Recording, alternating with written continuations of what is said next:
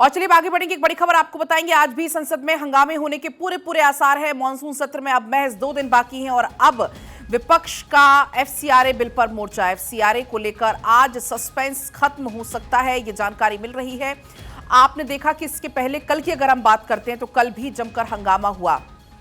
Even जब से monsoon सत्र की शुरुआत हुई है लगातार हंगामा हो रहा है। हालांकि हंगामे के बीच में कल यहां पर बिल भी पेश किए गए और जो केरल का नाम बदलकर केरलम करने वाला जो बिल है उसको कल पेश किया गया।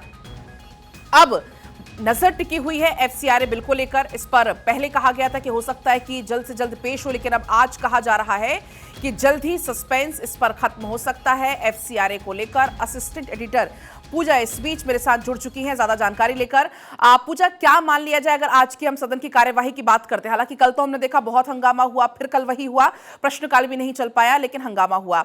अब आज क्या उम्मीद कर सकते हैं कि आज एफसीआरए को लेकर सस्पेंस खत्म हो सकता है? और देखिए, बिल्कुल उम्मीद की जा सकती है, उम्मीद हर दिन की जा रही है। जैसे कल उम्मीद की जा रही थी कि अमित शाह बोलेंगे, लेकिन ज़बरदस्त हंगामा रहता है दोनों तरफ से।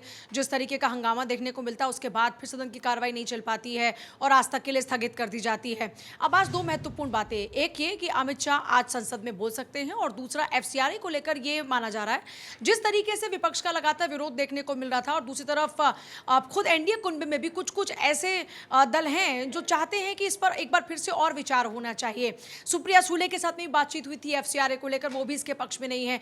विपक्ष लगातार कह रहा है कि एफसीआरए में जरूरत है कि कुछ और बदलाव किया जाए, इसीलिए इसको जेपीसी को भेजने की बात लगातार की जा रही है। अब अगर आज की बात करते हैं तो आज एफसीआरए को लेकर जो हमारे इनपुट्स मिल रहे हैं उसके मुताबिक अगर सदन की कार्रवाई चलती है, जिसकी गुंजाइश ना के बराबर है, जिसकी उम्मीद कम ही की जा सकती है, तो माना जा रहा है कि अगर चलती है तो एफसीआरए को टेबल किया जा सकता है। लेकिन इसे पास कराना अब भी एक बहुत बड़ी चुनौती होगी और इसलिए संभवतः यह माना जा रहा है कि एफसीआरए को पुनर्विचार के लिए जेपीसी के पास में भेजा जा सकता है। कल भी कुछ इस तरह के इनपुट